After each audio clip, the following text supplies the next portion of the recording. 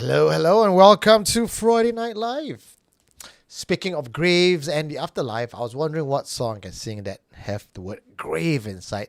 That's also classic enough for most of you guys to have at least have heard of it, if not sing along to this one.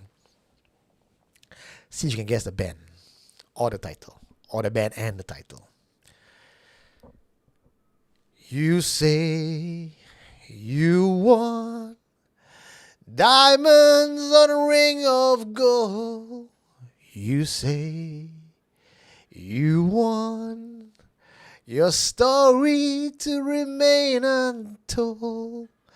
But all the promises that we make, from the cradle to the grave, when all I want is you.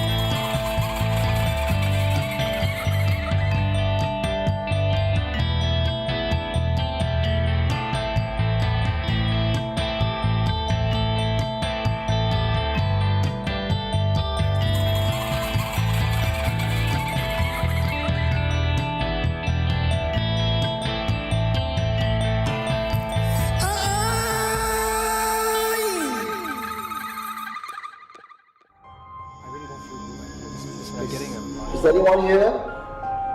What did you find? You are listening to Supernatural Confessions. Hello, good evening. This is Eugene, the host and founder and the man behind Supernatural Confessions. Also, your host, one half at least today on Friday Night Live. Welcome back. This is the day we spend time together. This is my Friday night date. You guys are my date for Friday night. That's the social life I have for the last 5 years and no regrets of it. There's no other place I would like to be other than here. However, next week I won't be around for good reasons, of course, because I'm going over to Thailand. There was a certain ritual and a festival, and I'm going there to gather content because it's a once a year ritual and I'm invited by the Ajahn. So it's quite a big deal. I'm honored to be invited. So only next Friday, no Friday Night Live. But I will be finding ways to gather content, and while I'm on the ground and kind of sort of almost in real time, push it back to the patrons of Supernatural Confessions. So if you have not joined us yet as a patron, go check it out, patreon.com, that's patreon.com/Supernatural Confessions. There's also a couple of other ways you can help us, like what Guyver Cheng did. He poured him $2 and he says, hello, it's the time of the week again. And I see Alsatian below as well. It's been a long time since I'm back. Busy. Well, nice to hear from you, Alsatian. Are you still at that job? The same job you talked about, or have you left already? You can do so with that $sign right beside the comment button or comment section. You click on it, put any amount you want, and your big box appears right there. Or you could be like Wei Chen or Yukio, and join us on this channel as a member. That's $3. That's all it takes. YouTube takes $1, I take $2, and you get nicely have your name pop up in a different color so I can see you. And when you post up stuff, I am able to read it on the spot. But for everyone else, don't worry about it. You being here, you watching this show, subscribing, sharing, and being here every week, it's really what makes up this community. And you guys, every single one of you watching Friday Night Live, really make the show what it really is. And I hope today's episode as well will give you that shock moment, because I personally curated some of the stories, had to rewrite them, interview them, and piece it all together. And I felt it's something that would make John proud. So if it passes John benchmark, I believe it's high quality enough to be on Friday Night Live. So all that and more today on Graves and Afterlife. With me today is someone actually from Malaysia, but he's not in Malaysia right now. He's all the way in UK. Hello, Scott. Hello, Eugene, and good evening to everyone in Singapore. It is now 2 p.m. in the UK, and good afternoon to everyone who is in the UK right now. Well, tell us more about you, because I don't think anyone has seen you before at all on the show, or even heard of Scott on the comment section. Are you one of those silent viewers? Pretty much. So I do watch Supernatural Confessions. I do also watch the live sometimes while I'm cooking. So that's one way I get my kicks off Supernatural series and everything else. I'm actually in the UK right now. I specialize in sell Japanese tea over here. And I've been here for quite a long time, actually. I have worked in Singapore for about 5 years or so before moving back here again. So it's been quite an interesting ride going through all these new places. Yeah. You go all the way to UK to sell Japanese tea. Well, yeah. I mean, there's a market here. Might as well give it a shot, right? I mean, of all the places in the world, if you want to sell tea, I guess it's here in the UK. Yeah, why not, right? They drink tea, but do they drink Japanese tea? It is a trend that's moving towards more healthy lifestyles. So green tea, Japanese tea, Chinese tea, that is something that's coming up and slowly in the UK. And you're also a writer. I used to write a fair bit. I haven't written much since, but I've just been writing some horror stories, putting things together to make something actually work. So with what I've written so far, it's finally stuck, but I'm only about 7,000 words, and so it's going to be a long way for me to go. What's your target? 30,000, 50,000 words? Well, I would like to do a novel, so probably more. Yeah, probably about 100,000 or something like that at least. Minimum 85,000, which is average, I think. 7% there, not bad. Good start. How long has it been? I think just a year in. Just a year in. Yeah, I mean, to have struggled with work and everything else, it's a bit difficult to put all the pieces together. I would know that because I have a book out as well, and this year I have the 10th anniversary version, and moving forward I have a not really a novel but a novella out every year, so committed to publishing it every year. I have my own publishing studio as well, so if you're looking for publisher and you want to publish in this part of the world, well, I'm your man. I can hook you up with something. Yeah, definitely. Once the book is finished, I'll definitely hook you up with that. Okay. Well, say hi to all the fans who are tuning in right now. We have, let's scroll all the way to the top. I might have missed the first person who came in here. Who is it? Is it Clover Milk? See y'all when this goes live. We have Lincoln Heng. We have Bak Che Ivy. Is that a new name? Or the Ivy changed your name? We have Arbor. Arbor is also a name that's been around for a very long time. We have Julian Fernandez. Hello. Evening, everyone. SC fans. Seahawk. Hi, all. Derek Lim. Guyver Chang. Wei Chen Wang represents new member to SC channel. Everyone's a name, not everyone. Daniel Ng, Crystal Ang. Ken Lim.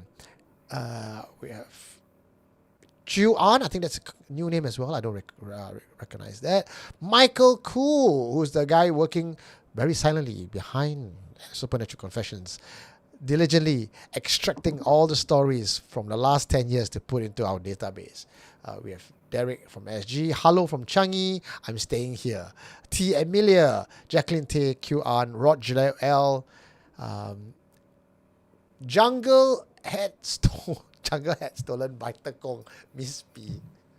Again, new name, not recognizing it. Is it possible to change your name and every other week? Is that something that you guys can do? Shafiq, Ruby, YC, Talon Bong, Titus Leong, CC, Peter Che, Joel Tan, Indigo Porcelain, another old name, Fu Xian. Wow, a lot of old regulars coming back. Ayub, Jakob, Camellia, I remember your name as well. Ice Minty, hardly hear from you, but yes, you have appeared before. Savage for Soul, Paris Maitrialim, Aloha, Para Counters, Para Counters. Hello, Para Counters is a local paranormal team who goes out and investigate haunted places. So welcome to Supernatural Confessions. Fox Fu, our dedicated photographer. We have Cat by Nine Tails, Harman Kuma, who's asking whether he can come down as a co-host in future. Of course, Herman, you're more than welcome. And we have RC by Grace, Jujube Jume. Ladies and gentlemen, if you're hearing us now and you want to help out, get this word out, the best way you could do it is to share this link with all your friends. The more people come on board, the more discussion we have, the more brains and insight and wisdom we could have to dissect the stories that we have today. So I guess you probably can already guess today's topic. What's around the corner is Qing Ming Festival. Do you celebrate that in the UK? I mean, you are Asian after all. Yeah, well, we don't really get the chance to celebrate it here. And I think with burials over here, it's not really something that we observe and all that. I think back in Malaysia, yes, because my parents are from Penang Island. Yeah, we do observe that once we go back to Penang, almost once every quarter. Well, once every 2 months or something like that. I've spoken to people from Penang. I think of all the states in Malaysia, Penang is still very old school, very traditional, even compared to KL. It is. I'd say Penang is still a time capsule in itself, because when you go there, you feel like it's, your grandfather's generation, 1950s, 1960s, even 40s, if you like to, immerse yourself in that environment. It's still a time capsule. It is changing, unfortunately, for better or worse, but it is still very much there as it has been. We got one other confession today from Penang, so have a listen later on. I'm keeping that for last. So okay.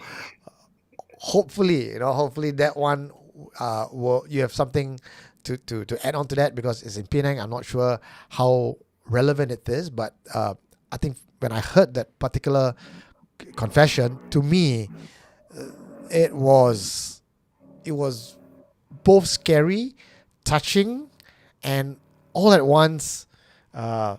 It takes it. I'm trying to see what I can tell you without spoiling the story. Like, yes, it checks off on a lot of different aspects of the supernatural, all in one confession. So stay tuned for that one. Yeah. Okay, so Qing Ming Festival, just to let you guys know who are not really informed about this, Qing Ming Festival is also known as Tomb Sweeping Day, or Chinese Memorial Day, or Ancestors Day. The whole point is that 2,500 years ago originated from China. It's a way for the living to remember the ancestors, because Chinese are very big on ancestral worship. So you will go down to the tomb, you sweep it, you change new flowers. At least, if you're not going down on a monthly basis, at least once a year, the Chinese would do it.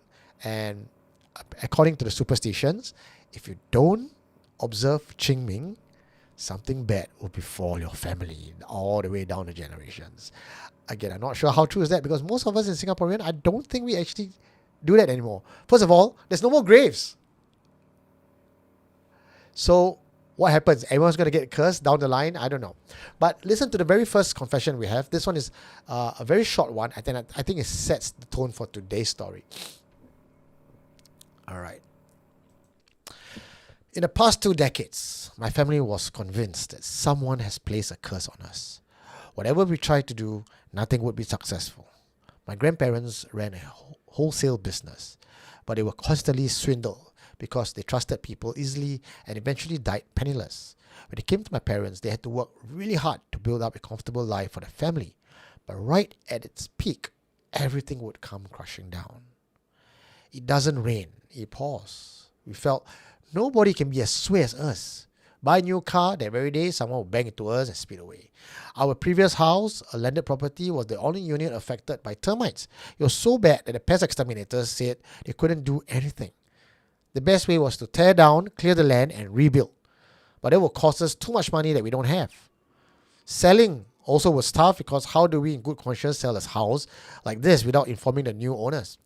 To keep costs manageable, we moved out to a smaller unit. Health-wise, I didn't notice or compare to others, but I was told that apparently my family and I fall sick more often than average folks. We went to see many different masters over the years. Some say it's black magic, some say it's curse by jealous relatives. But the problem was, my relatives aren't doing any better themselves. We even spent lots of money on feng shui, but nothing worked. Until one day, when a single visit to a fortune teller turned everything around. He looked at my 八字 and then my family's 八字 and our palm lines and said, cannot be.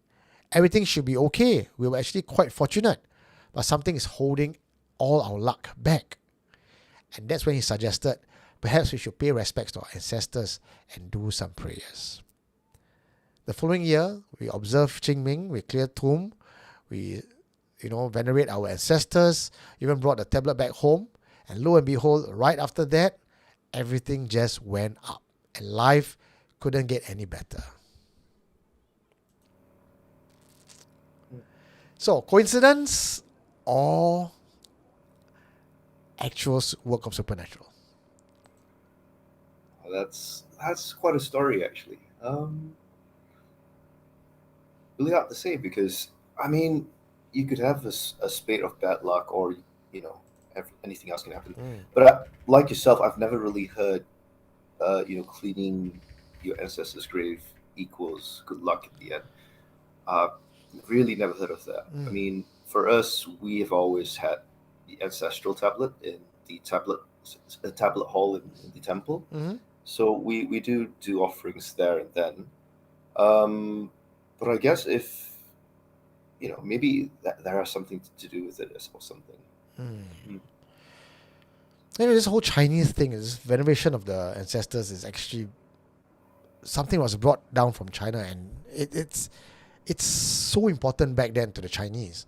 But just that right now, I don't see any modern Singaporeans, or probably even Malaysians, actually observe that anymore. I just kind of wonder if it's really true, then just like the last confessor, more people will have had a string of bad luck. Yeah, that's the thing. I think maybe it's just.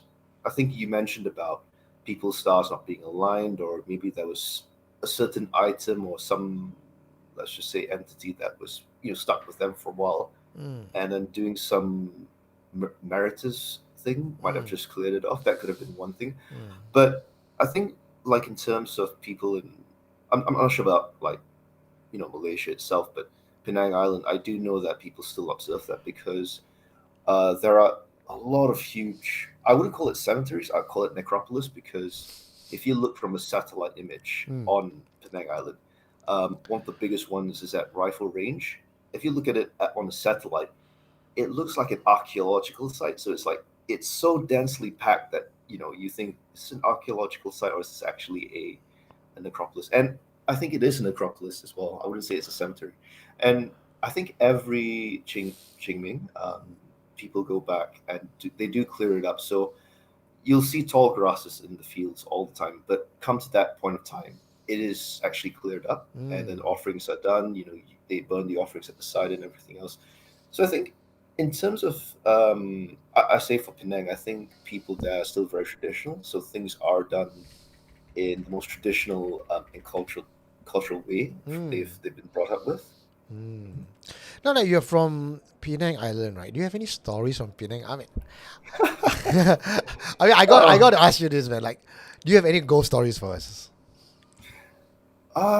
well, it doesn't involve cemeteries, but it is a bit. I'd say it's there are three of it that I can count off the back of my head, which is actually pretty mysterious, pretty spooky. If you want to hear about it. uh, yeah, hit us with Okay, that. Yeah, right. So let's I'm not begin even with going to ask something. the fans in the community. Like, do you want to hear a ghost story? I guess that's what everyone is here for. Okay. Yeah. Okay. So I'll start off with something which is a bit more relevant to cemeteries and graves per se.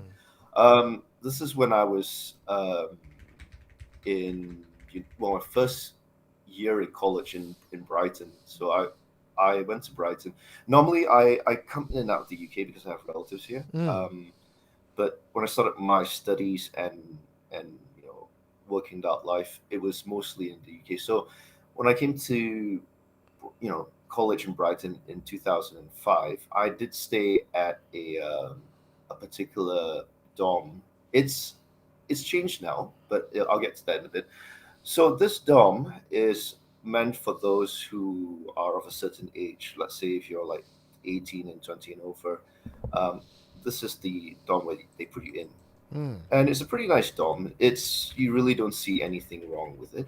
Mm. Um, and then, but the thing is, once you enter the dorm, there are these bronze panel, like really old bronze panels that says Ward One, Ward Two, and then Wing One, Wing Two.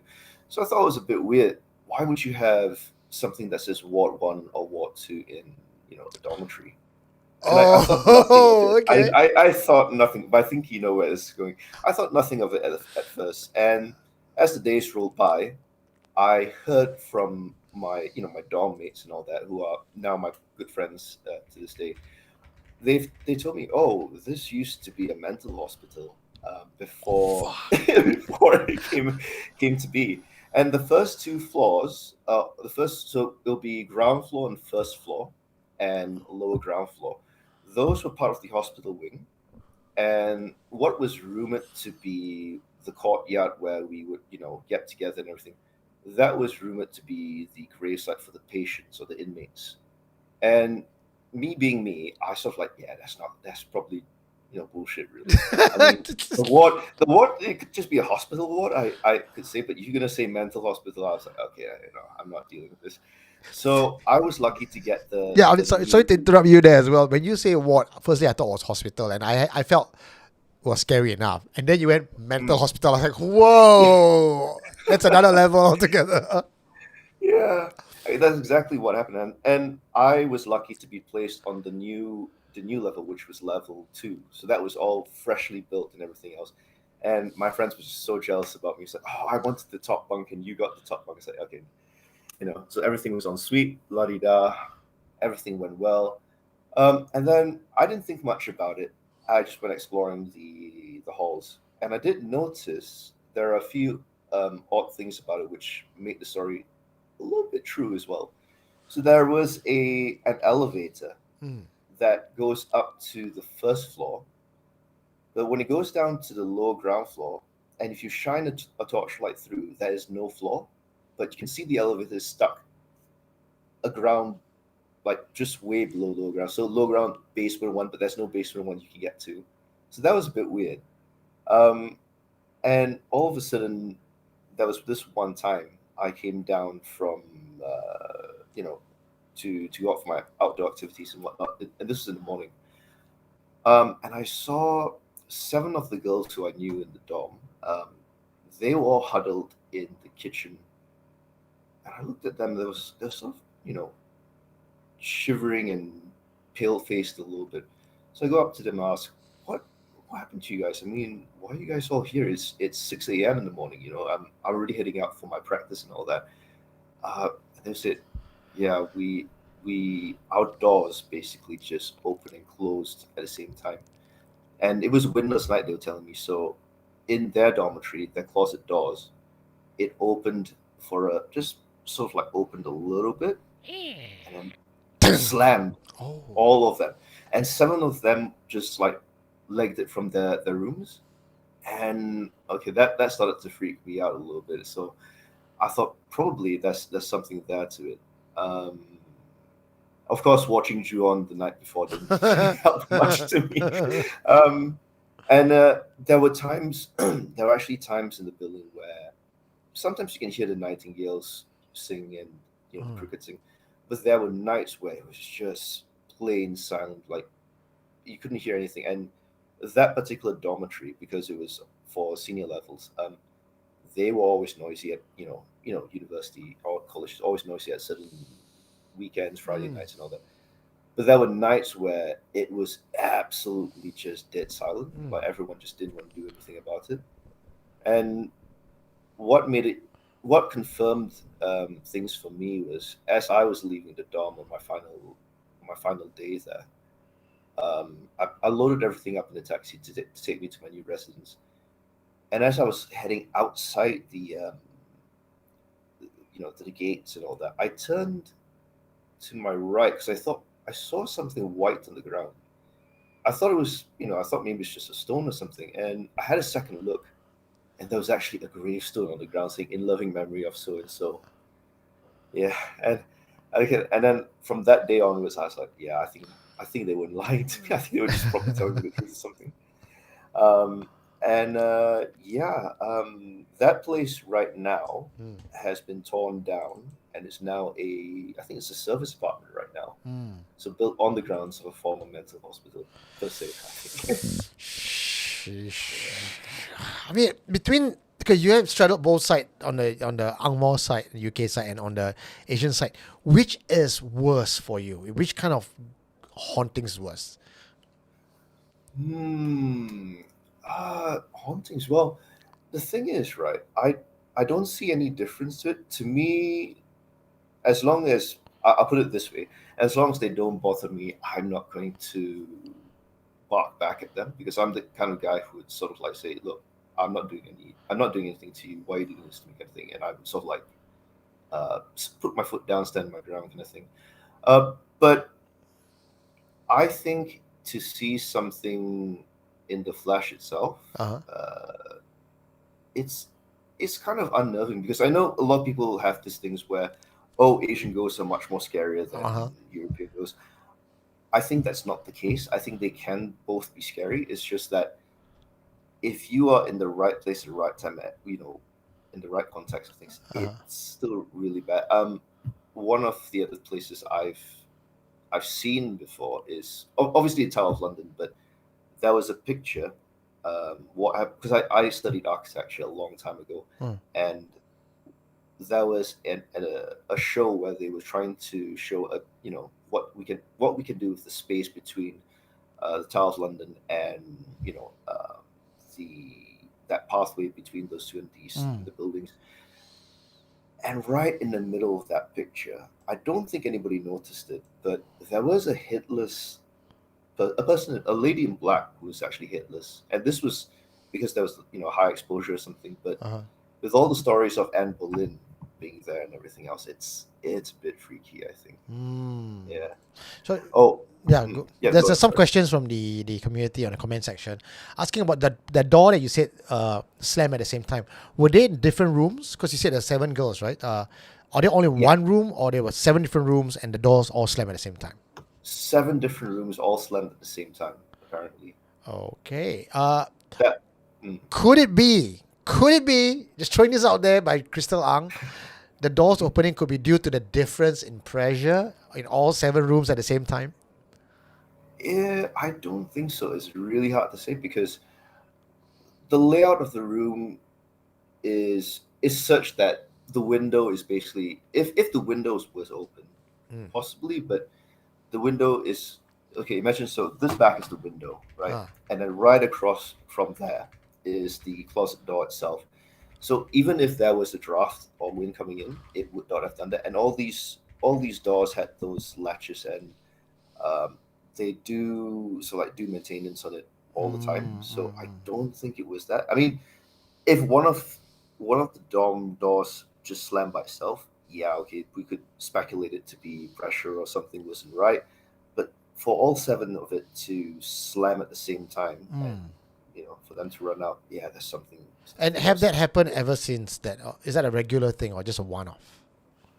I mean, there has been other stories like poltergeist activity, like really really slight, not heavy poltergeist activity. But these happened on the lower floor, so not on the new floor that I was on. So Okay. you could say the first floor, ground floor, and the lower ground floor. That has that things have happened to the dorm people there. Mm. Well, that's not your scariest encounter, is it? Is there one you want to share with Uh us? yeah. Okay. So Wait, the wait, one before that you, really. let's save that for later. Let's save that for later. Right now, I'm gonna go to our next confession. This one is also about the Qing Ming one, and I would like to know all you guys what you feel about this. What's your take on that? I think this is something we can actually discuss and dissect a little bit more. But have a listen to this confession. This one took place in Singapore, and it's around the Lim Chu Kang area. Each year, around Qing Ming time, my family would make the trip to Lim Chu Kang to observe the tomb sweeping ceremony. In recent years, the government is taking back the land, so they're exhuming the cemetery in parts. The Christian and Muslim ones, I think, are exhumed already. The Chinese part of the cemetery will be next, but it's going to take a couple more years before our plot will be affected. Anyway, for Qing Ming Festival, it's considered inauspicious to either go too early or too late. Midday, when the sun is high overhead, is ideal. But my parents are quite modern, so they don't really subscribe to the superstitions in detail. Like most Asians of our generation, we follow traditions, but not to the T. After all the dilly-dallying, and by the time we arrive, usually it's around 5 plus p.m. when there's still sun in the sky. But there was this one time we were all somewhat delayed, and after waiting for one another, we arrived closer to 7 p.m. There's still a lot of light at that time, but the sky could turn dark very quickly in just under 30 minutes. At around 7:15 p.m., as we were fussing around and sweeping my grandparents' tomb, I saw from the corner of my eye what I thought was a black crow that swooped by. It didn't fly close. It was just so huge that it caught my attention. So naturally, I turned to look, and just as I was about to casually mention, "Hua, what is this big bird?" my mother said, "Shut up." The bird, I can't make out what breed. It wasn't a crow. Oops. It wasn't a crow or a raven. It's black and menacing, but its size was almost like an eagle. It perched itself on one of the headstones of a tomb 3 plots away, just observing us with uncanny stillness. I don't know if it's because of my mother's sternness or something else in the air, but for some reason, I cannot quite process. I felt suddenly fearful. It's the level of fear that makes me just want to run away. You know that kind? But of course I didn't, because I'm still logical that way. The bird stayed perched there for the next 15 minutes until we left. By then, the sun had already begun to set, and it would be minutes before it would be totally dark in the cemetery. We didn't speak of what we saw until we were on the highway and far away from the cemetery. I was the first one who broke the silence. "Hey, anyone saw the blackbird? Strange, isn't it? Just perched there watching us. Do you think that might be granddad?" I asked. I added a bit of joke at the end to try to take out the edge of the topic. Dad said he didn't see anything unusual. Lots of trees nearby, lots of birds coming home to roost, so it's not uncommon. Nothing special about it. "But it's huge," I said. Dad just shrugged. He didn't notice. Mom then commented, "It was not a bird." "What?"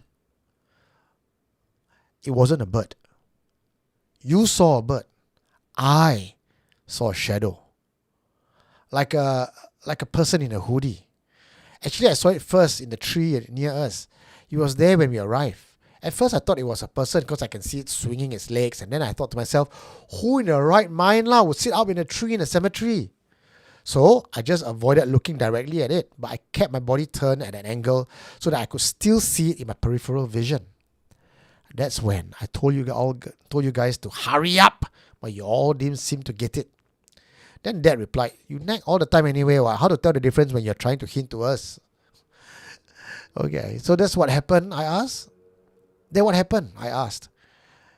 Then, from the tree, it flew out and sat on a tomb, almost like challenging me to say, "I know you can see me. Why not just look? I'm out in the open now." It was a shadowy being or creature or humanoid with tendrils, legs like that of a bird, but upper body is human shaped. It seems to have a hood on and I can't see his face. And that's the end of that confession. What do you guys make of this? Let me know in the comment section. Dissect this with me because I think there's so many ways we could break this story apart. And what bloody creature is that? At all. I've not heard or seen that kind of creature. You know, in last week's confession, there was one story with the was it a hen, mini hens crawling up with a head and going to the boxer shorts, and now we have this hooded creature with tendrils and bird leg.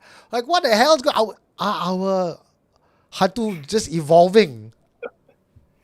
I'd say, well, I think what the confessors saw, Ah, and I think this is very relevant to uh, English graves and Scandinavian graves where there's a church involved, hmm. but it could be the same thing. It could have been a church grim A or a what? Kirk grim, a church grim or a Kirk grim. Oh, So I've what not it heard of that. is, Yeah.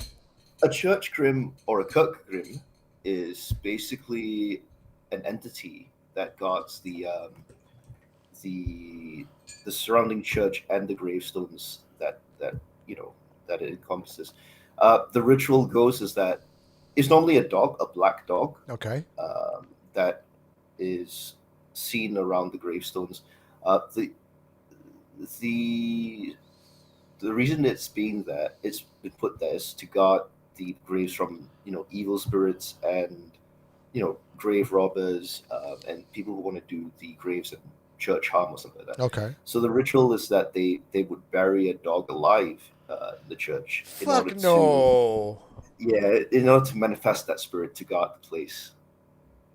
So I mean, what you could be looking at this point in time could be a Chinese or Asian church grim or a graveyard grim, So if you they call. bury a bird live, so it comes back as a Could guardian. it could be a bird. It could have been a bird of prey they buried alive and then made some ritual say, yeah, please come back.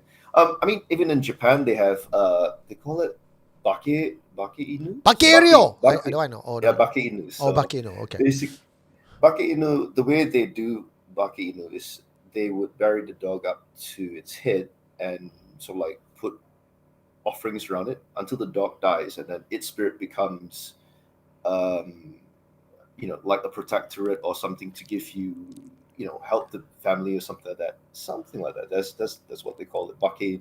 Okay. So this, Scott, is very new to me. I have not heard of this ritual, Bakiru, or like what Daniel Erg is saying, Kair Ko Grim, which is church grim.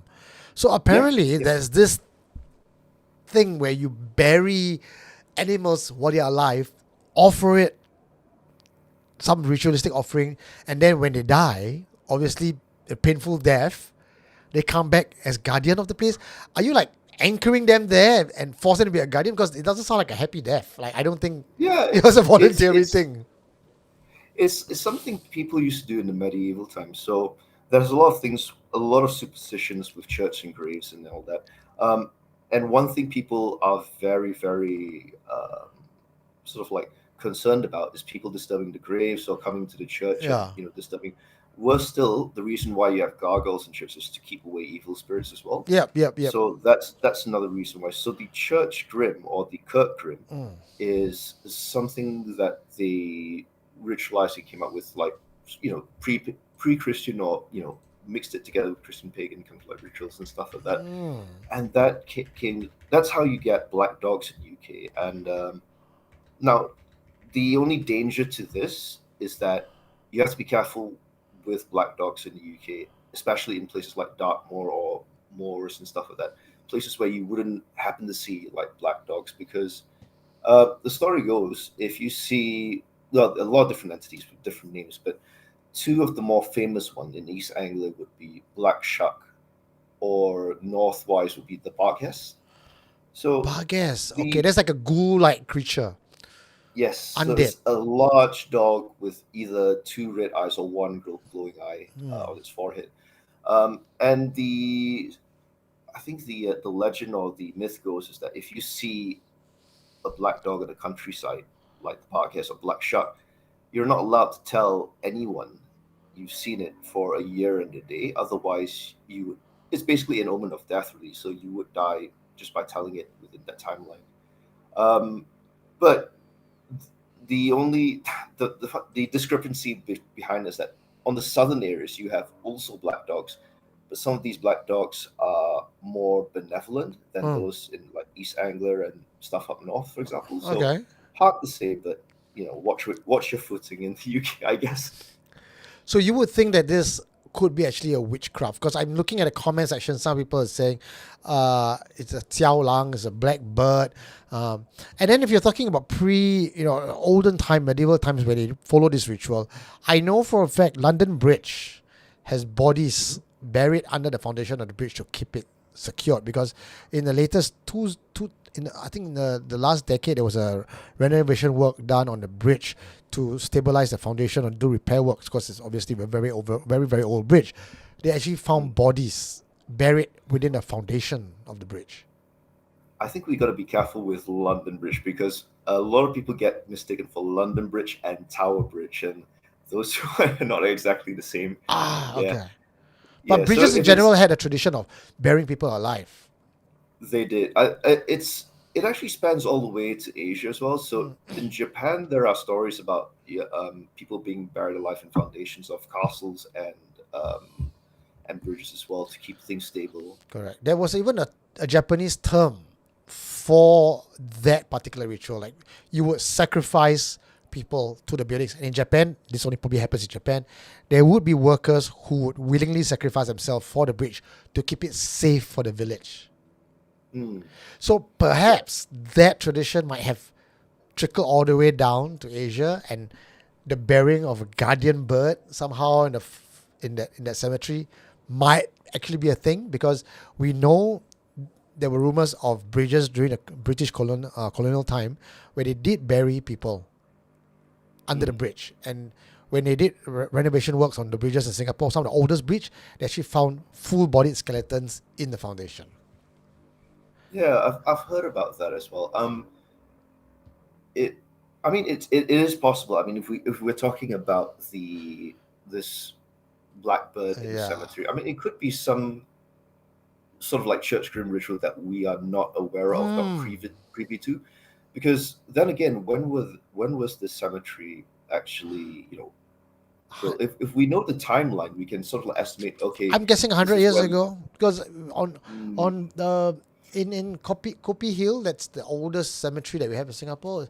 It's also 100 plus years, 1800s. They mm, have cemetery there, so uh, maybe yeah. not that So old compared to other parts of the world. true. I mean, even if it's 100 years old, so I mean, you've got all the migrants coming in from Mm. from China and stuff like that. So they might have brought something from their province or prefecture that, not prefecture, um, province, yes, Province, yeah. sort of province that they're from, um, that we are not privy to. So maybe they might be Hakka who. Well, I'm not saying anything, but it's just like maybe it could be a Hakka ritual that is long lost that they don't Mm. practice anymore. something where when you establish a cemetery, this is what you do. Yeah. And we are not privy to that because we don't do cemeteries these days anymore. Correct. So yeah, could be something like that. Camellia 701 is correct. It's Hitobashira. That's the word I was looking for. It's the practice of using human sacrifice to sustain infrastructures. Jungle hat stolen by Tekong Miss P. He says it's not uncommon to see shadows darting in between tombstones on moonless nights. And this one time we heard a female laughter from barely audible to louder and louder while outfield training in Lim Chu Kang. We say. Ooh. Sheesh. Boy. Well, so if this is a thing where the forefathers actually, obviously this ritual of the cemetery, what it grim Church Grim, right, or Kurt Grim, right?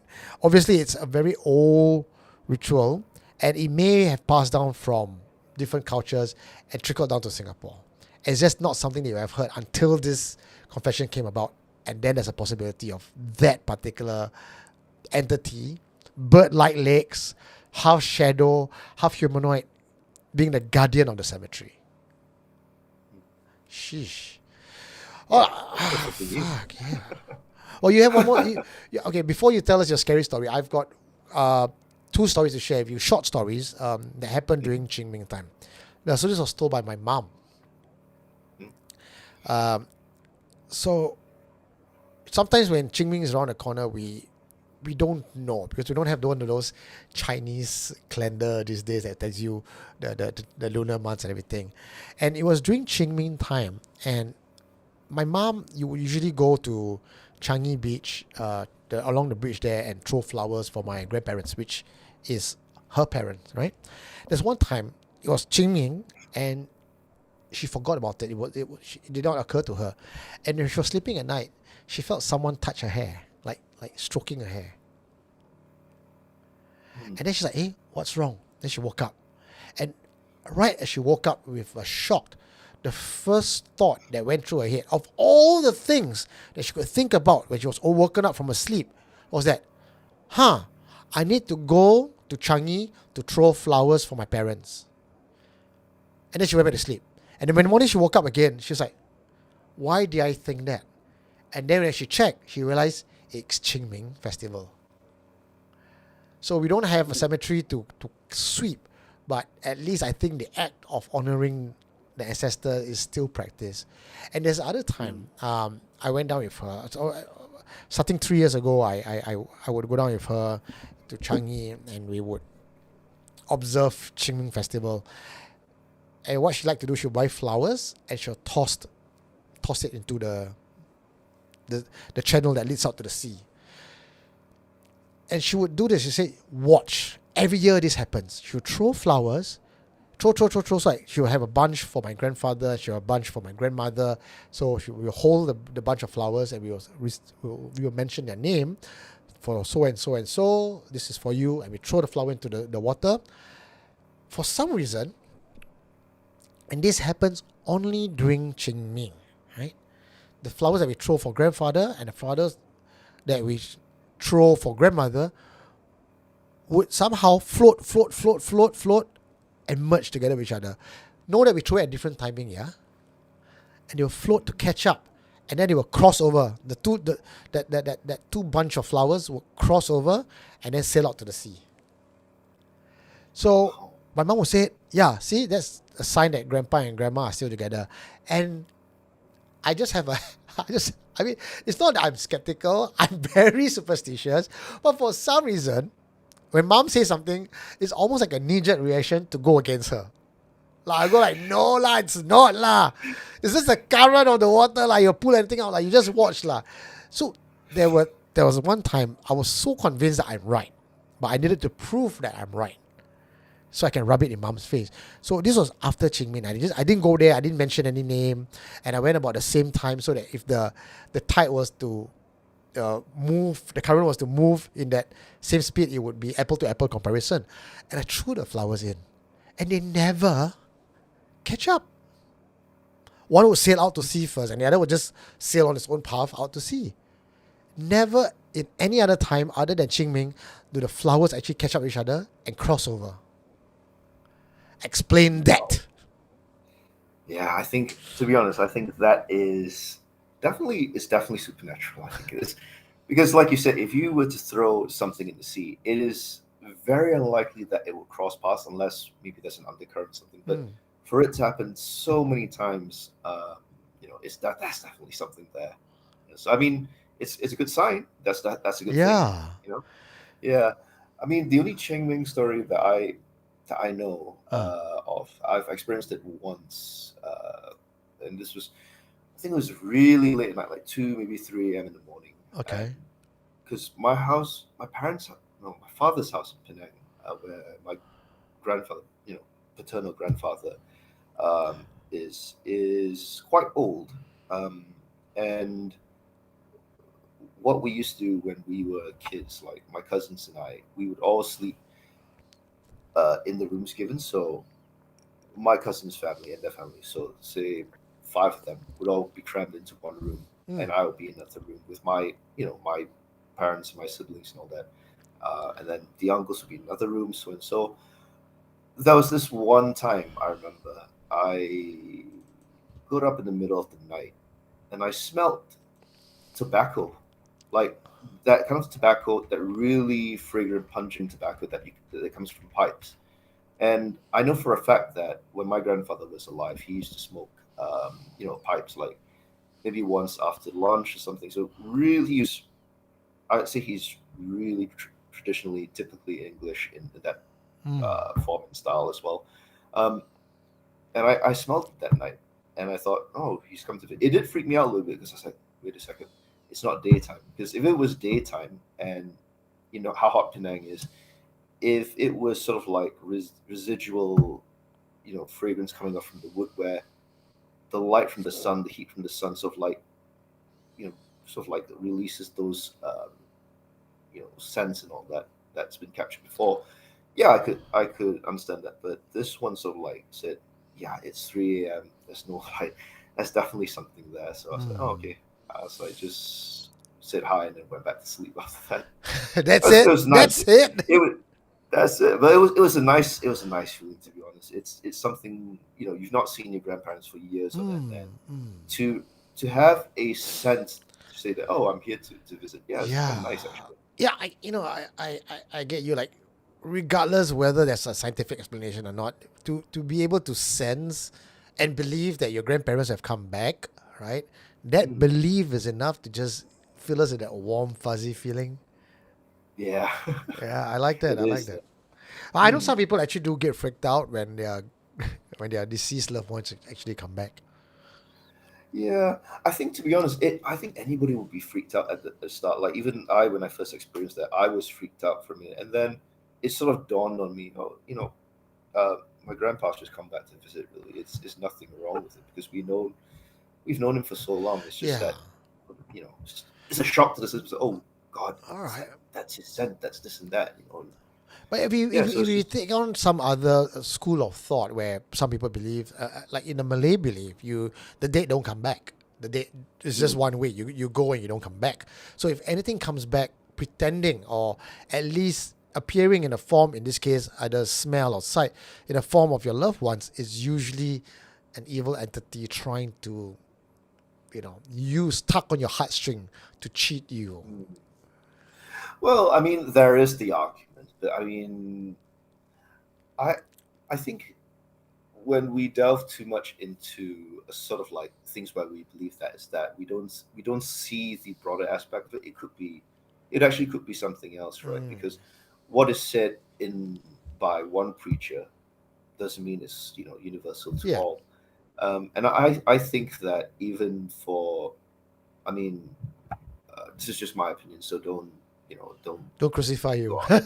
Yeah, don't crucify, don't crucify me. Um, yeah, so I think like even in the Malay or the Muslim world, I think loved ones can still come back in different forms. It's Mm. just that whether you want to see it as a good sign or a bad sign, it's really up to you. It's a nice thing to always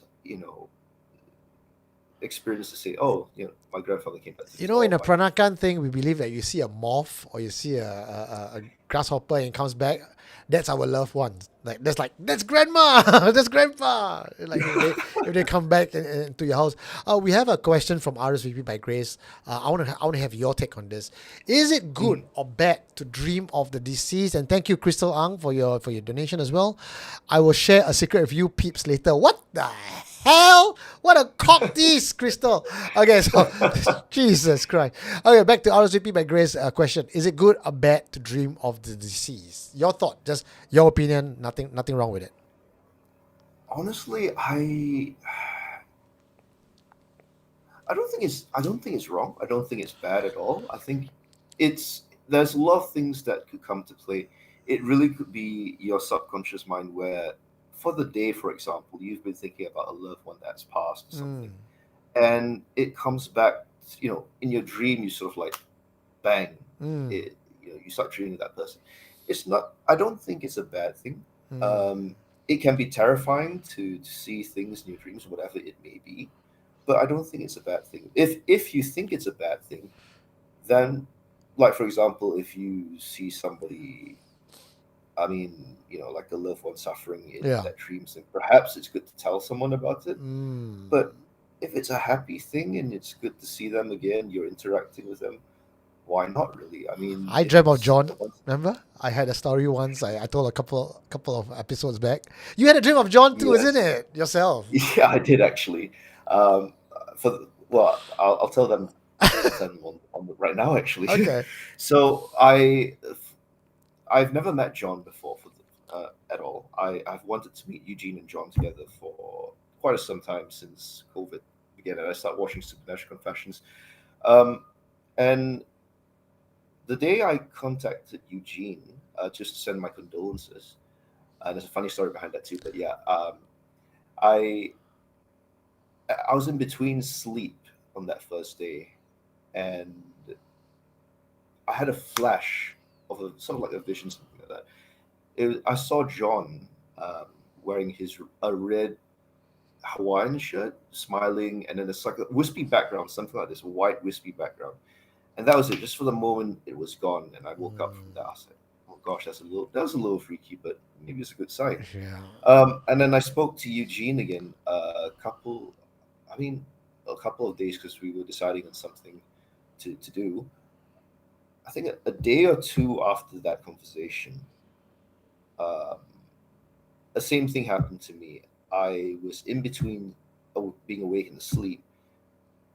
And again, in the flash, I kind of saw John again, which Uh-huh. was again a wispy background, him, being his jovial self, smiling, and he had Mm. this a bit of a darkish not polo, Hawaiian Short shirt sleeve shirt. on. Yeah.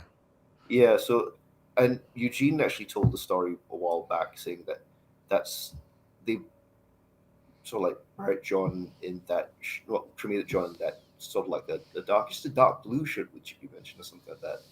It's a black floral shirt. It's black with floral Oh, prints. yeah, something like that. Yeah. I can't remember the floral prints, but it Mm. was a dark shirt that I was wearing. So all hunky dory, I guess. Yeah. Everything's good with him. So He's yeah, happy. He's going across for a new adventure. And speaking ballroom of, dancing as well. that's right. I cannot imagine John doing ballroom dancing, man. But speaking of John, I'm going to tag a link right here, guys. So there's a link to a form. That is a form to John's memorial, and the memorial is happening on the 12th of April. Once again, the link to the form is pinned onto the chat group. Uh, it is the link to John's memorial. So if you'd like to join us, it's on the 12th of April. It starts off at 3 p.m. at Kallang. First is the bicycle route where you can cycle. You don't have to cycle all the way to Changi. Don't get scared. Don't get scared at all. It's just more of like a like a little flavor to what John loves to do. He loves to cycle around, especially on his Anywheel bike. So we're going to start off with that. And this is obviously sponsored by, very generously by Anywheel, who's letting us have 100 bicycles for you guys to just use. So do take advantage of this generosity. And in memory of John, we're going to start off cycling, and then you stop anytime you like. somewhere in Bedok Jetty. If you can reach up to that point, join us for the flower throwing into the sea for John, and then you can carry on to Changi. So you can stop anywhere, anytime, right? And if you do, meet us in Changi at 7:30 p.m. That's when the walking memorial starts. If you want to join us for dinner, it's 6:30 to 7:30. If you cannot cycle, poor thing, don't know how to cycle, if you really just want to meet us in Changi, come down at 3 p.m. for the flag off, and then head down to Changi. We'll see you there at 6:30 for dinner or 7:30. We're going to walk the path. And that particular day on Saturday, I'm not having walk with Hantu. It's just going to be for the memorial walk. We're going to walk the exact same path John and I take every Saturday up to Old Changi Hospital. And if you have the chance to join us for dinner at 6:30 to 7:30, we'll be at, I forgot the place called. Yeah, it's a restaurant. The details are all on the form. We'll sit down at table number 31. Tang Tea House, that's the one. Tang Tea House. We'll sit down at table 31, and if you get a chance to have dinner around us, I'll tell you behind the scenes stuff about what it's like when John and I sit there at table 31 eating chicken rice, talking about Supernatural Confessions and what we are going to do. Always with John, is always about how can we do things better for Supernatural Confessions community. So that's on the 12th of April. A link to the memorial is right above. Click on that, fill up your details so that we know who's coming and not. We do encourage you, if you are able to, we are making a donation of $18 to a cat shelter. Why a cat shelter? Because those of us who know John, even from way back during the Ghostmortem days, John loves cats and he would keep and adopt cats. And now that when he passed away, we had to find homes to take on his cats. And his cats are really fine right now. They are well taken care of, good home, good food. But we thought it'd be a great gesture, and John would probably approve of this, if we put the money together and donate it. Every single cent. We're not taking, whatever you donate goes straight to them. We don't even come through us at all to a cat shelter that we have picked that we think needs this money and deserves this money. Okay, so again, 12th of April, join us in every shape, way, or form. If you don't want to join us as well, but you want to make a donation, please, we welcome that as well. Okay, if anything at all, just fill out the form and Grace will contact you guys and give you guys more details. Okay, now one more thing to share with you guys, and this is something I really am very proud of. I don't always sell my koyo. In fact, some of you may not even know that I have a shop, but I do. But this one particular product that I'm really proud of. It's this bracelet that I'm wearing. I have worn different bracelets before. In fact, Paris Maitreya has given me one for a gift long time ago as well. But this one I love because I made it myself. It's from the soap berry seed, so it's all natural. And this part is from the Bodhi tree. The Bodhi tree is the one that Buddha sat under when he was meditating. And it's also personally enchanted and imbued by me using Vaivara / Mahakala's fire energy. And this bracelet is what would ward away negative energy, including toxic people and toxic thoughts. So if you want to get this, it's right now sold on my YouTube shop. It's I think $28.80. And it's really good, really worth it. It's customized for you. So depending on how thick or thin your wrist is, let us know. We'll fix up the number of beads for you so it fits very nicely on your wrist. All right. So now I would love to hear Scott's scariest experience. Okay. Are you ready, Scott? Yeah, sure. You have your drinks ready? Because I'm going to pour myself a strong drink. And I sit back and relax. I'll finish my beer already. I'm going to drink vodka, which this one is from Michael Koo. I'll tell you a bit more about it in a bit. Okay, will do. So I might as well grab me a second pint as well. Okay, as you go grab your drink. So Michael, if you are listening in, this is Lingonberry. I'm not sponsored by this. It's just I thought I just want to give Michael a shout out because this was the same bottle he had when he got married many years ago, and he couldn't finish it. And when he passed it to me, and we had this sip of this drink, it was freaking awesome. So I thought now feels like a great time to pour myself a glass, just one. Someone's asking me what I'm drinking tonight, right? Just now. Way in advance. This is La Pa La La Planidia. Oh no, La Plendia? I don't know. Lingonberry Lingonberry vodka. vodka. Yeah. Ooh. Well, we both have drinks with the L right now What do you have? instead of Leffe. Leffe. Yeah. Oh, very milky. This one has a very milky flavor to it, right? Oh, the Leffe. I Mm. find it's more like pear actually. Quite a Mm. nice peary kind of like yeah, it tastes All quite right. nice. Someone's asking me, do I have a Okay. PO box, Eugene? I don't have a PO box. I've got an address though. Did it mean have a PO box? I'm not sure. uh, Hmm. Paris is saying, or pronounced under so vulgar, lampalan. Yeah lah, me and their pronunciation. Uh, okay, ready. Scott, okay, Right. Nicholas is asking, do you have a third eye, Scott? No, I don't actually. I just go with the flow. There's no third or anything. Okay, no third eye. All right, over to you, Scott. Right. So this next story happened to me while I think my second year in university, and just to give some context behind it, I used to study architecture. So architecture is about 8 years. So part one, part two, and part three. That constitutes to a lot of work experience and learning the laws at the end of the day.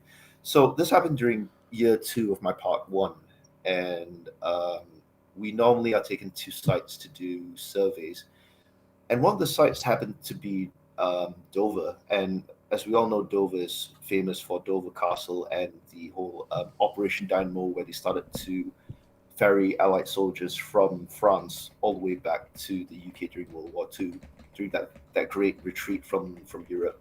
Um, so I was there with my group of friends surveying Dover. We had to sort of like map out all the streets, the heights of the buildings, and the objective was to put it on a sort of like a built-up map. So we used wood to shave to build this mock-up of the city itself, including the castle itself. And there are several sites in Dover that are haunted.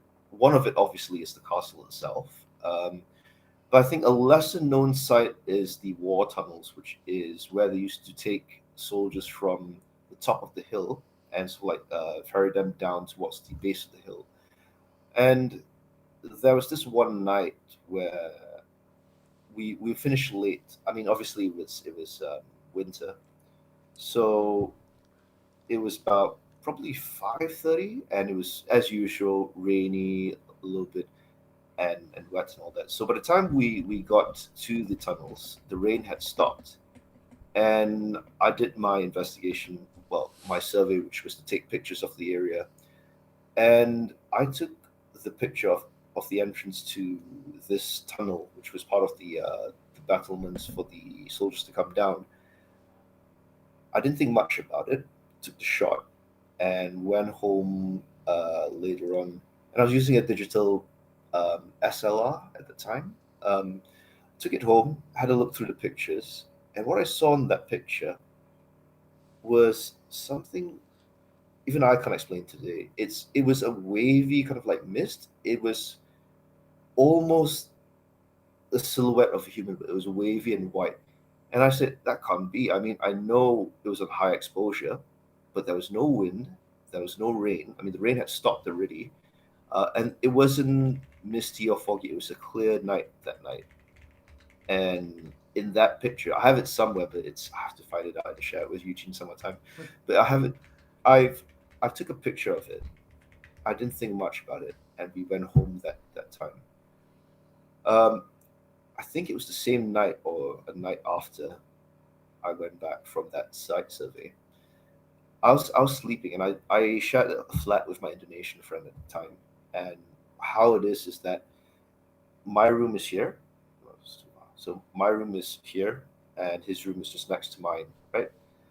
I was sleeping in the middle of the night, and I think it was in between that sleep and wakes cycle.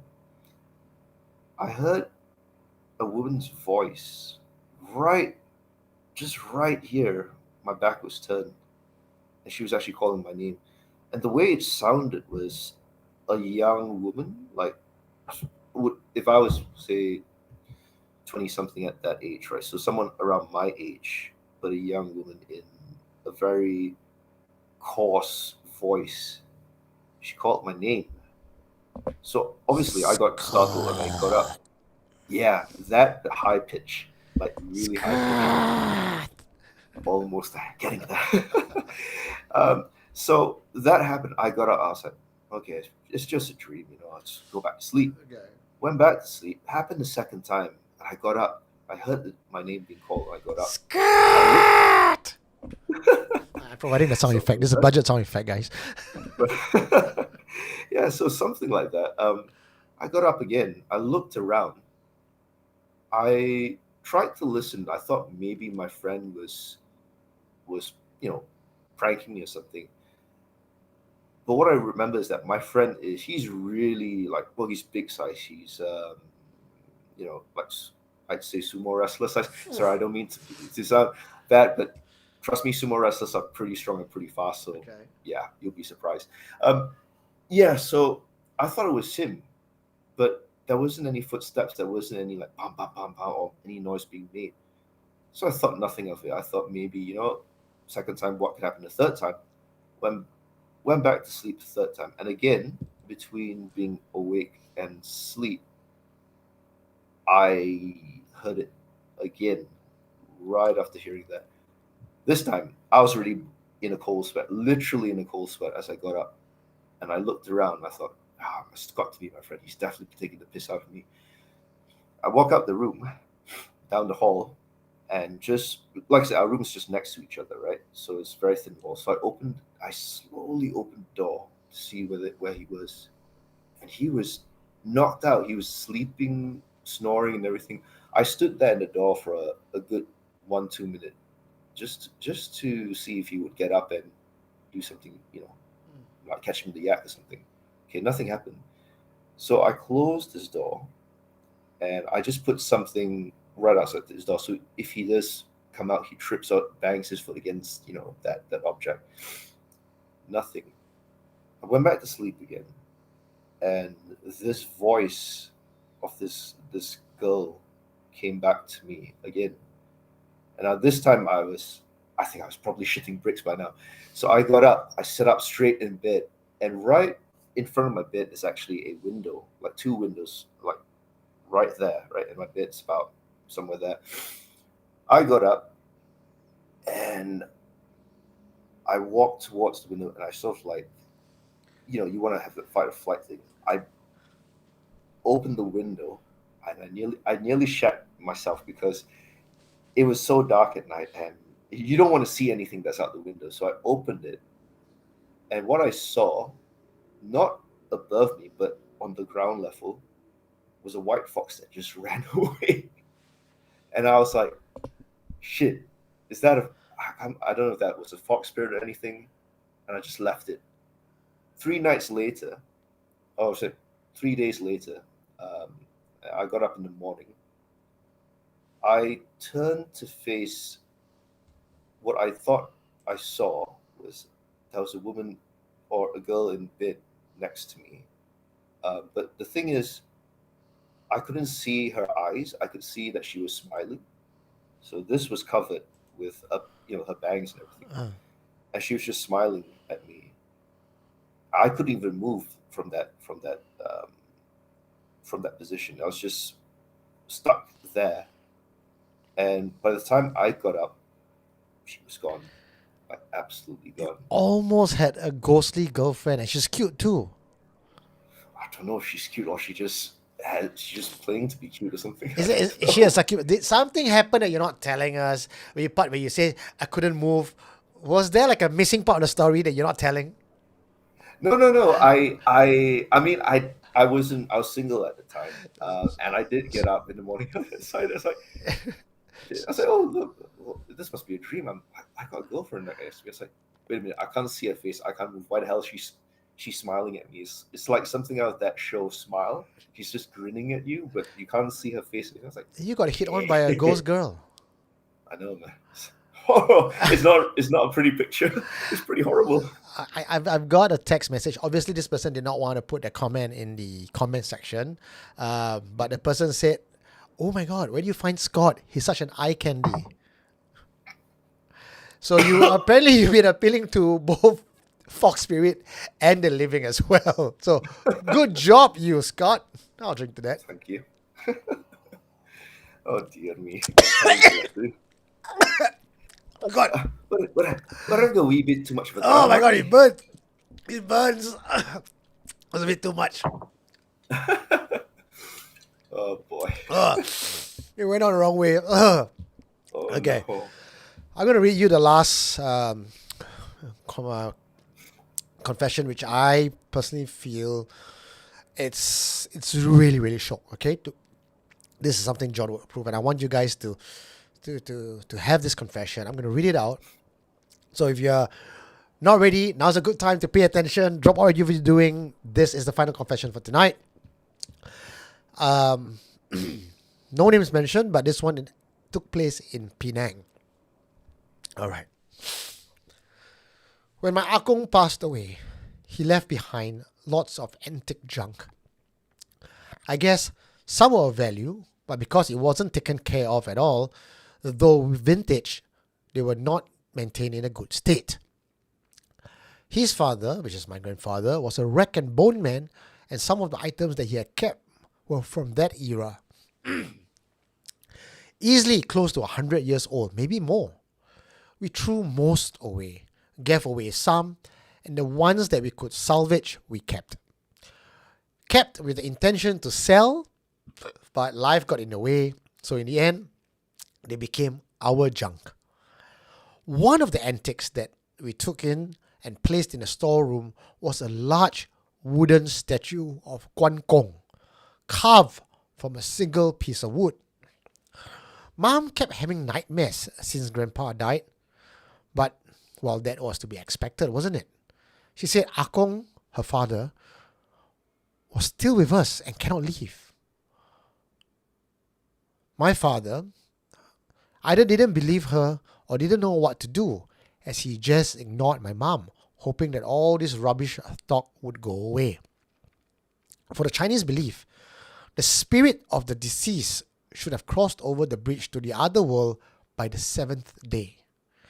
The 50th day and the 100th day are two other significant days where the soul could come back for one last time. Based on that, the nightmares or the dreams of my Akong should have ended by latest a month after his death. Even grief also won't grieve that long. It's not healthy. If not for supernatural reasons, certainly for psychological reasons. A month plus, almost 2 months after Akong's death, Mom and Dad had one of the biggest fights I can remember. Mom was insistent that she could feel Akong's spirit in the house, and she's tired of my dad just ignoring her. I didn't hear the full fight, but it's along the lines of not doing proper rituals because my dad opted for the cheaper package or something to that effect. So Dad, wanting to shut Mom up, went to hire another priest to come down and do another funeral rite for Akong. Initially, my parents were delighted with the news when the priest said that Akong's soul was now with Quan Kong. But he also dropped the bomb that he wasn't with Quan Kong on the other side. He was still in Samsara, the earth realm. The priest said to go find Quan Kong and ask for my grandfather's whereabouts. The priest would try his best to do a rite, hoping to call Akong out. He said that if by day 100 we haven't found his soul, Akong will be stuck here forever. None of us at that time recalled the Quan Kong statue in the storeroom. It was just not on the top of mind of anyone's mind. So my parents went to Quan Kong temple to pray, tossed the Seng Pei and all, and asked for Quan Kong to show the way. And at this point, if you were expecting me to tell you that there's a miracle, you'd be disappointed because nothing happened. We prayed and then went home. That night, we all heard two people talking. Two distinct voices coming out of the storeroom. At first, we assumed it was just the neighbors standing by the window talking, and sound was coming from outside. But it couldn't be, because the storeroom was in the middle of the house, and the voices seemed to be coming from behind the door. Dad was the first to hear it. He was outside in the living room watching the television. Then he got spooked and called my mom. My mom came out and made a ruckus. Then I came out to check. We all stood in the hallway just staring at the storeroom door, trying to make out what the two people are talking about. We couldn't make out the words, but one of the voices cleared his throat in the same way Ah Kong did when he was alive. Ah Kong was a heavy smoker, so he has a habit of clearing his throat that smokers usually do. Mom rushed to the storeroom and opened the foldable door. And right in the middle of the darkened storeroom is the giant Guan Gong statue. "Call the priest!" my mom shouted. The priest came the next day and completed the funeral rite. After the rite, he explained that Ah Kong was very attached to all his things and he couldn't let go of his earthly materials. His soul was scattered amongst the items we had thrown away, and chances are whoever had taken the items had also taken a part of Ah Kong. So the priest had to invite all the soul fragments back with the help of Guan Gong. When Ah Kong was still alive, the Guan Gong statue had been his prized possession. With the proper rites and with Guan Gong's recommendation, eventually Ah Kong relented and crossed over. Every year, now during Qing Ming, we make offerings to both Ah Kong and Guan Gong. My parents donated the statue to the priest, who said he knew how to take proper care of its deconsecration and storage. That is what I titled Guan Gong, my BFF. Wow, that okay. I think I see why John would really like that. Right? It's a kind of story John would say, wow, this one shook. This one shook. Yeah, it's pretty deep, and it's like an underlining. So many You find out what it layers. is. Yeah. Oh gosh, I mean, it kind of. I don't know if you know the law of Warhammer 40k, or maybe some of the members in the comments probably know it. Warhammer 40k. So there's a character or a Primarch named Magnus the Red, and when he was sort of like killed by his own brother because he betrayed the Emperor, his sort of like shards of his souls were like just dispersed everywhere and stuff like that. So each shard has a good, a bad, or one quality or aspect of him. It's quite similar. Well, I wouldn't say it's similar to the story, but it's very reminiscent. But apart from that, I think to sort of be shattered, and spread across your earthly possessions, right? That's heavy. That's very heavy. You know what I'm thinking of? Sorry, just to interrupt before I forget, because Crystal Ang just dropped $8 and put up a nice green box. So she was promising us a secret just now, right? Mhm. She has revealed the secret, and it is a secret because I don't share this usually. It's not on social media as well. In 5 days' time, it's my birthday. Happy birthday, Eugene. All right. Thank you, Crystal. Shh. Well, the cat's out of the bag now. You can't be anymore. It's irrelevant now. Thank you so much for remembering. I wonder how she knows. Okay, so no, the thing is, when the soul fragment is separated to all the artifacts, you know what my first thought was, Scott? All those people who took the items, are they not haunted by the grandfather's ghost? Well, it could be haunted, or they just have a good aspect of it. Maybe this item has his jovial personality. This item has his more promiscuous personality. You never know. You never know, man. Yeah. It could be. But I mean, yeah. I mean, for your soul, right? Your soul to be sort of like shattered into these different earthly objects. It's a very heavy thing. I think even if you were a deity or something, I think it would be the task would be so hard to get all these shards of your soul together to make it whole again and to move on to the next thing. It's just heavy, really, Yeah. really heavy. And Mm. I mean, this kind of makes me wonder that when we die and we have earthly materials that we can like also for some people who are, very vibrating at very low level, they miss their cars, their LV bags, their Chanel bags, their 30,000, God knows, Hermes bag, and then when they die, do they get attached to that bag and come back as a spirit?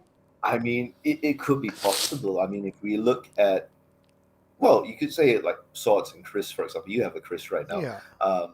But like there, I mean, in Japan, I know there are certain, or even not in Japan, like around the world, through conflict, there are items where weapons, swords, rifles, and everything, Mm. which have already had that violent encounter, perhaps even soaked in the blood of their own owner or the person they've killed. And these things now manifest into something more violent after that. So I wouldn't say the Muramasa is one of them because Muramasa had ill intent. So Mm. that's why it's called cursed sword. But there have been swords in Japan where it has taken a life, and in order for it to be satiated, the minute you draw the sword open, you need to feed it, Blood. with that life essence, which is Mm. blood. Yeah. Mm. So it's very. I mean, it could happen. Like we joke about, oh, the shards here, your shard of your soul here and there. Could be, it could be something like that, something that never really left because you're so Yeah. attached to that sword or whatnot. So Speaking of that yeah. SWOT, speaking of that, Chris, I know I'm very surprised, Scott, that you know quite a lot about me. Like it's almost like you've been listening to every single episode of FNL or housekeeping, because I do drop this information about me and my life in various different channels on Friday Night Live, housekeeping, and Strange World. Like you got to probably watch all these shows together to form like a complete picture, which I think you have kind of some of these details that not many people do. Well, like I said, I normally listen. I can't listen to FNL live sometimes. Mm. I can't listen to it live. So what I do is I pick it up the next day, which is Saturday. Mm. If I'm not going out anywhere, I normally listen to it while I'm cooking. This is what Mm. I normally do. And in the office, for example, if it's a very slow day, I would turn on housekeeping and just listen to it while I do my work and everything. So it's a good noise. It's something to keep me from drifting Mm. off somewhere. It's good. I think what the thing I really enjoyed, which I was so into, was the Chris thing. Which the minute I saw it posted up on YouTube, I said, "Well, I've got to watch this," because Chris has been an intrinsic um, item within Southeast Asia, from Indonesia all the way to the Philippines, and for you to experience and interview someone who knows so much about the spirituality and the makeup of a Chris, that is something it's really worth watching. I really enjoyed that one. Wow, I'm going to tell you a bit more about the Chris later on tonight as well. I did not plan on telling you that or anyone that, but since we got a bit of time, I'll just end off with that story. We want to thank Guyver Chang, who says happy birthday in advance. Not enough to buy a cake, but enough to treat yourself to a cup of bubble tea. No way, Guyver. With that amount of money, I can actually buy myself a slice. One of my favorite chocolate gateau from Bengawan Solo. It's. I'm a simple man. I don't need anything fancy. I love that one slice of cake, and also because I've been working out, so not too much. Gabriel Tan as well says rat and dropped $10 for me. Thank you very much, and thank you to all the early birthday greetings from LV, Paris, Michael, who else? Oh, all the way up. Alvin Ong, Gabriel Tan. Yeah. Oh shit. Okay, that's quite a number to read out. Clover Milk also said, "Wow, the last story, so many layers. That's a good ending as well. My takeaway is that the soul can be scattered amongst all the possessions you are so attached to." Grace also said, "San Hun Chi Po." San it means there's 7 parts of your soul that can split amongst in the earthly realm. As a Buddhist, Clover Milk added, "We always understood that the soul will stay attached to the world after a person has died. So if you can't let go of these emotions, now that I know, the soul can be scattered." Okay, so about the Chris. You've seen the Chris video where I spoke to Idris, and Idris actually bestowed a Chris to me, And as he was doing so, he said, the first time when I met him and I left, the Chris spoke to him and said they would like to come to me. So the second time I met him, he passed it to me. No transaction, no money was exchanged, passed it to me. And I didn't understand what I had to do with it. I felt an affinity to it. I did not know how to unlock it. So I talked to Murali. I spoke to Murali, and Murali said, meditate. Sleep with your Chris. Which I did. It sounds funny, but I literally slept with my Chris holding on like a little bolster. And nothing happened. I still couldn't connect. I still couldn't hear anything. I couldn't see anything. There was nothing at all.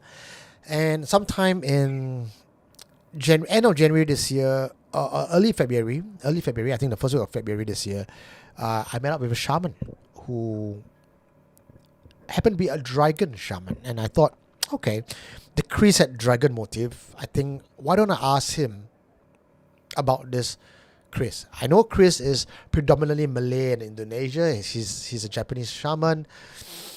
Worth a shot. Okay, he doesn't call it the Chris because he's not very strong in the language, in English. So he called it dragon sword, right? So I brought the dragon sword to him and he says he understands now why he had to come to Singapore. Japanese shaman, no reason to come to Singapore, decided to come to Singapore, met up with me, and he says, I'm here to unlock this. I said, okay.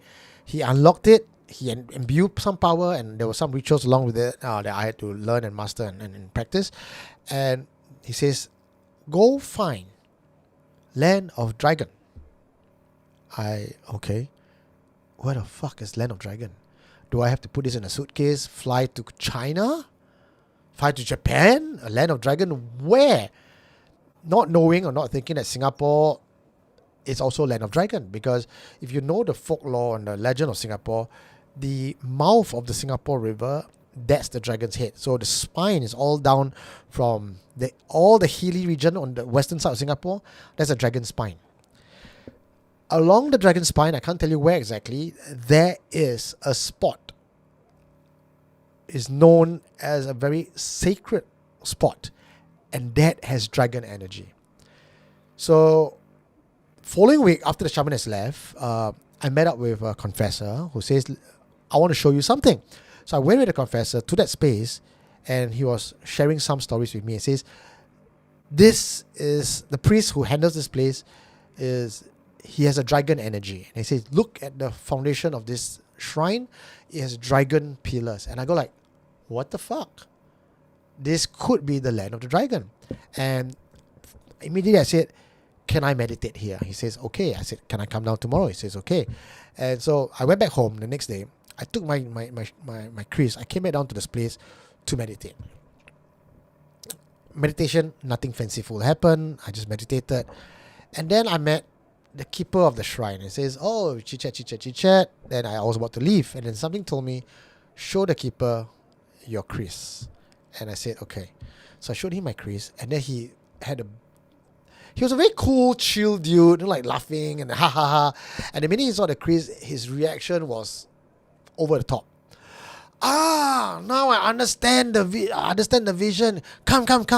Took my Chris, opened it up, did some prayer, asked out the thing, tied a yellow cloth around it, and says, I need to tell my master about this because he's the temple keeper. He has the priest who comes down and handle the whole prayer for the temple. I said, okay.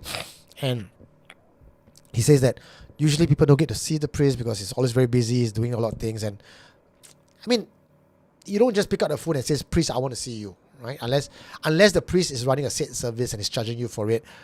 Most people have their own things to do. They can't be bothered with the lay person. The next day, I got a call and the priest said, can I see you tomorrow? Urgent. Bring the Chris. Apparently, the spirit in the Chris had manifested in front of that priest after the meditation and after the unlocking. And then he looked at it. He says, I understand now. The same thing the shaman had said. A lot of details I'm just glossing over because, again, this is going to be too long a conversation if I needed to address every single thing. Long story short, the Chris was then unlocked and ordained a second time. And that was when it finally got connected to me. And in that ritual, I had a fantastic and most magnificent experience that was caught on video and photograph. And things happen. So I'll probably save this for another time. I don't want to ruin it for you. But with regards to the Chris, just to give you an idea, Scott, because you're such a big fan of the Chris, there are stories and evolution to the stories that you have heard online. So this is firsthand for you. For you. Nice. Thank you. Nice. Awesome. Good to hear. Yeah. Thanks. So just go on, sorry. I just want to say a quick thank you to NG Shu for Blanja, my birthday boy Kopi. Thank you very much. And Safwan as well. Happy birthday, Eugene. May you always be healthy and always young. Forever young. And Krista Ang as well. Drink half cup of liquor for us for your birthday. Ken, you know what? I'm going to take a fucking shot with this. Yeah, bottoms up, buddy. Bottoms up. Cheers. Ooh. Woohoo.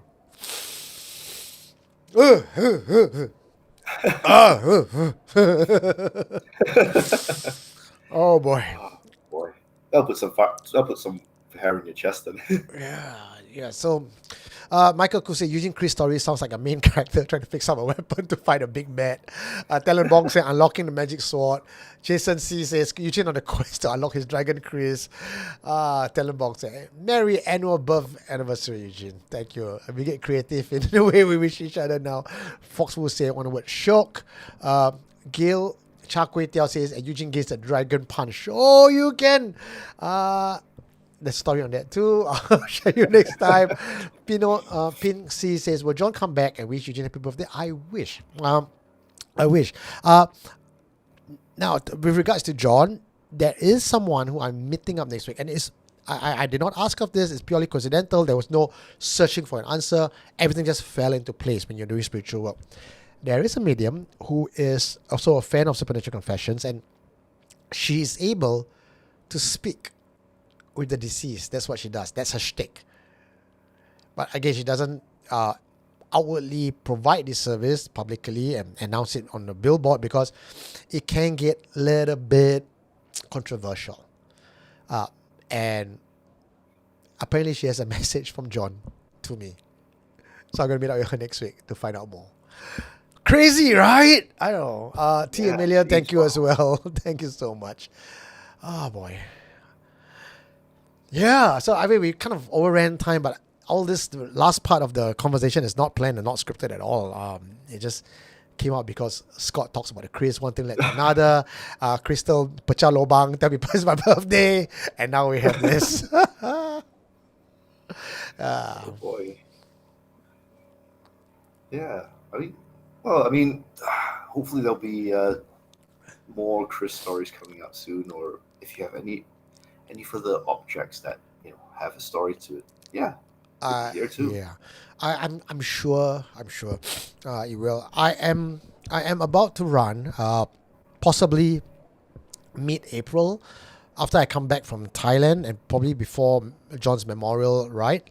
I will be running, or possibly even on the 13th after John Memorial's ride, I will be running a live AMA session for the patrons to cover the stories in detail about what happened from January all the way to now. Now, January, if you remember, I actually went to a cave and I meditated there and went to follow an abbot and saw the footprints of Buddha's footprint, then followed by the dragon shaman, the Chris story that I just told you, and the unlocking of it. And for one thing right now, not that I asked for it and it's been given to me, people have been calling me up to help them cleanse black magic and possession case. Now, remember 10 years ago when I first started my story and my journey with Supernatural Confessions, I was in a position where I was helpless. My then girlfriend was possessed and I needed help and I didn't know who to go to. It turns out that when I started Supernatural Confessions was because I wanted to be the voice of the very people who are in my position back then, or were in my position back then, who did not have anywhere to go to. So Supernatural Confessions became that movement and a platform for survivors, for people who want answers, for people who want real help. And I think 10 years on, and this is the 10-year mark, I seem to be in that spot where I can now help people. Today, just today, I got 2 calls directly from people who needed help cleansing a possession. So naturally, I called the various masters that I know, including Guru Murali, and turns out all these masters tell me, Eugene, you can do it yourself. Go and do it. I'm like, what the fuck? Since when? Since when? You can do it. Go for it. I said, can I get some guidance? Can you come with me? He said, you have the guidance already. Just trust. I was like, fuck me, man. So to everyone listening now, and Scott, this is like brand new story. I have no idea. But it seems that from January to now, things are happening very rapidly. I got a call to go to KL this weekend to meet a Taoist priest who wants to show me something, God knows what. Next week, I'm going to Ishan, Udong Thani, to see a ritual, God knows what. And the last 2 weeks of April, I'm going to Java, to an entire village of shamans who live past 100 years old. And frankly, these are things that even National Geographic don't get to go down.